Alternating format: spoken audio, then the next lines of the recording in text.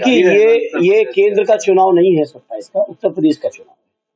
और स्वाभाविक तौर पे उत्तर प्रदेश का नेतृत्व अगर किसी के हाथ में और कोई करना है किसी को, तो वो सिर्फ और सिर्फ समाजवादी पार्टी के नेता आदरणीय अखिलेश यादव जी को करना है। कांग्रेस के लोग हमारे सहयोगी लोग इस चुनाव में भी थे, 6 सीटें जीते भी हैं, 17 सीटें लड़े भी थे। तो कांग्रेस के लोग, मुझे उम्मीद है जैसा शानदार गठबंधन हमारा पार्लियामेंट में चला, उससे भी शानदार गठबंधन हमारा असेंबली के चुनाव में चलेगा। क्या कारण है दिल्ली में नहीं चल पाया? शशि थरूर जो है वो खुद कह रहे हैं कि मैं असंतुष्ट हूँ पार्टी में, मेरा भूमिका क्या है? अरे उनकी आंतरिक मामला है, उस पार्टी, मुझे क्या पता उनकी भूमिका क्या है। उनकी पार्टी के 10 तय करेंगे, हम लोग तय करेंगे। वो जब अपनी पार्टी में वो नहीं कर, अरे भाई उसके लिए हम थोड़ी जिम्मेदार हैं, वो उनका आंतरिक मामला हो सकता है, वो अपना पार्टी में चीजें समझ। मुख्यमंत्री कह रहे हैं भतीजा ना आया, चाचा को नहीं लाना है कुंभ में। देखिए वो सोचते हैं कि इस तरह की बातें करके परिवार में किसी तरह का दुराव सामने ला पाएंगे, तो मैं उनसे कहूंगा काठ की हांडी एक बार चढ़ चुकी है, बार बार चढ़ने वाली नहीं है। पूरा समाजवादी परिवार, समाजवादी पार्टी का एक एक व्यक्ति, एक एक समर्थक आदरणीय अखिलेश यादव जी के नेतृत्व में चट्टान की तरह खड़ा है। और जो परिणाम अभी लोकसभा के चुनाव में आपने देखा, उससे भी बेहतर परिणाम और बहुत बड़ा परिणाम आप आने वाली विधानसभा में देखेंगे। अब इन बातों को कोई नोटिस नहीं लेता है, मुख्यमंत्री जी क्या कह रहे हैं क्या नहीं कह रहे हैं। और मैं समझता हूं जिस तरह की बयानबाजी उन्होंने की है विधानसभा के अंदर, उत्तर प्रदेश के मुख्यमंत्री पद की जो गरिमा थी, उस गरिमा को ठेस पहुंचाई है, उनको माफी मांगनी चाहिए।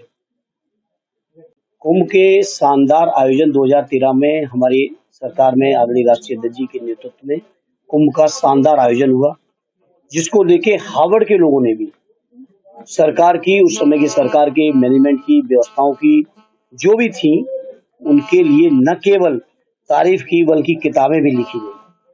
हमारे राष्ट्रीय अध्यक्ष जी ने केवल सुझाव दिए कि ऐसे करेंगे तो हो सकता बेहतर हो जाए।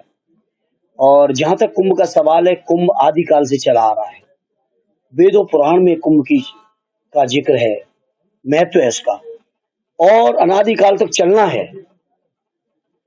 ये क्यों आप लोग इस बात को सोचते हो कि योगी जी है तभी कुंभ है, या योगी जी को इस बात का क्यों घमंड है कि उनकी वजह से ही कुंभ है? कुंभ था, कुंभ है, कुंभ रहना है। सरकार का कर्तव्य बनता है कि बेहतर से बेहतर व्यवस्था करे। उस व्यवस्था में पूरी तरह से सरकार फेल है।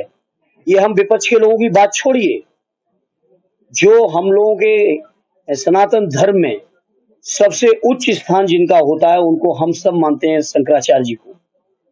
शंकराचार्य जी के कुंभ को लेकर क्या बयान है, क्या अनुभव है, वो आपके सामने है, पूरा देश सुन रहा है। पिछले कुंभ में उनको क्या अनुभव किया उन्होंने, वो भी देश ने सुना है। इसलिए अंतर साफ है समाजवादी पार्टी के आयोजन में और इस आयोजन में। जहां तक ये लोग, जब आप सोचो 49 करोड़ 53 करोड़, आज 60 करोड़ का दावा, जब 60 करोड़ लोग आप काउंट कर सकते हो, तो डेड बॉडीज काउंट क्यों नहीं कर पाए?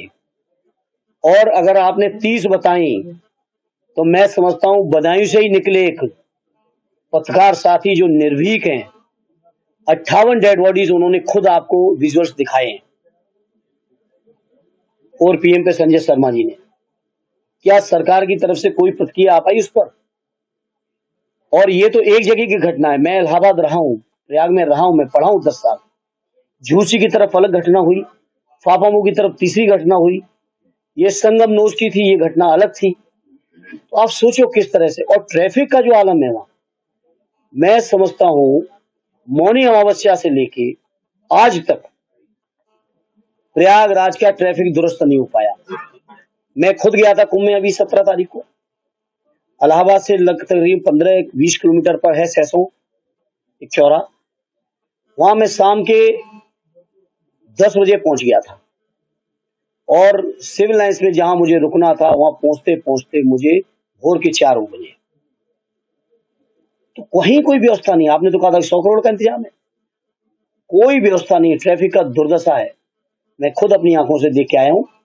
हालांकि इस कुंभ के बारे में इनको श्रेय लेने का कोई हक नहीं। कुंभ आदिकाल से चला है, अनादिकाल तक चलना है, वो लोगों की मान्यता है। अब से नहीं, जब योगी जी नहीं थे तब भी और योगी जी कल को नहीं होंगे तब भी चलना है। ये उसी तरह से है जैसे इन्होंने कहा कि हम राम को लाए हैं। अयोध्या वासियों ने बता दिया कि भगवान राम अयोध्या के थे, आप लाने वाले कोई नहीं।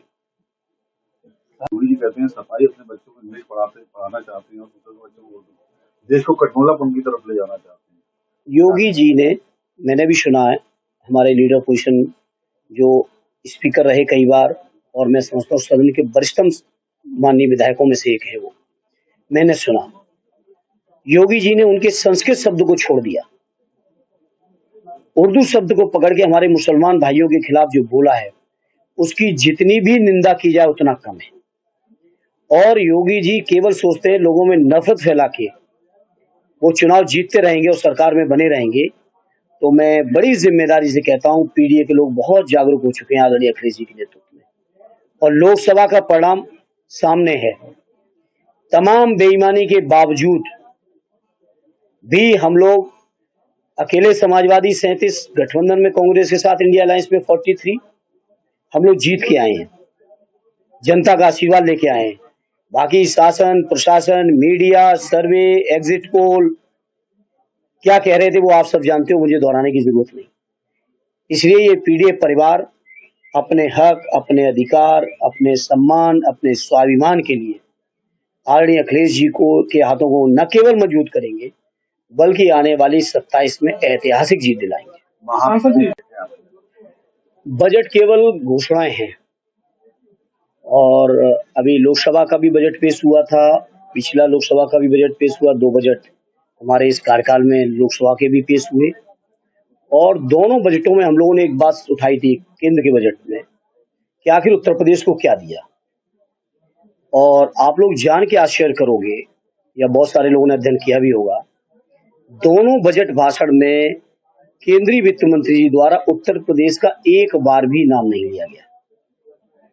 इसी तरह से यूपी की असेंबली में भी अभी 2 दिन पहले बजट पेश हुआ, यूपी के वित्त मंत्री जी ने भी एक बार भी, अगर मुझे सही जानकारी है तो उस बजट भाषण में कहीं बदायूं का नाम नहीं आया, कहीं आजमगढ़ का नाम नहीं आया, कहीं इटावा, मैनपुरी और कन्नौज का नाम नहीं आया।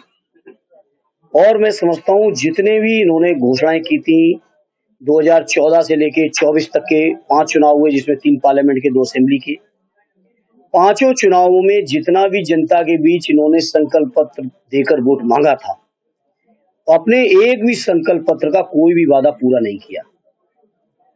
और उत्तर प्रदेश के अंदर इतनी दुर्व्यवस्था, वादा पूरा नहीं किया, और उत्तर प्रदेश के अंदर इतनी दुर्व्यवस्था है। हमारे एक माननीय सदस्य ने अभी असेंबली में मामला उठाया, 9 लाख से ज्यादा संविदा कर्मी जो शोषण के शिकार हैं अपने ठेकेदारों के, उन ठेकेदारों द्वारा शोषण हो रहा है, और उस संविदा के माध्यम से दलित, पिछड़े, अल्पसंख्यक भाइयों को सेवाओं से कैसे अलग किया जा सके, कैसे बाबा साहब भीमराव अम्बेडकर जी के जो सपने रहे, या जिन्होंने जो कानून में या संविधान में जो अधिकार दिए, मंडल आयोग की सिफारिश के बाद जो संविधान में और अधिकार बढ़े पिछड़ों को, सारे अधिकारों का खुलेआम हनन हो रहा है। कहीं भी सरकारी नौकरी में दलित पिछड़ों को आरक्षण नहीं मिल रहा है।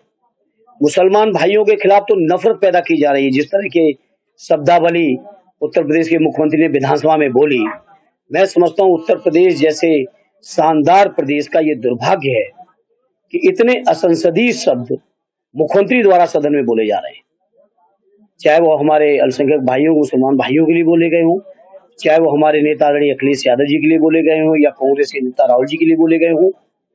इस तरह की शब्दावली यूपी असेंबली ने कभी नहीं सुनी होगी। सदैव नेताजी बताते थे कि उत्तर प्रदेश असेंबली की वो गरिमा रही, वो परंपराएं रही, जिन परंपराओं को देश की संसद भी कई मौकों पर अनुसरण करती थी उत्तर प्रदेश की परंपराओं की। उस उत्तर प्रदेश की असेंबली के अंदर जिस तरह से दुर्भाग्यपूर्ण ये वक्तव्य आ रहे हैं मुख्यमंत्री जी के, ये मैं समझता हूं प्रदेश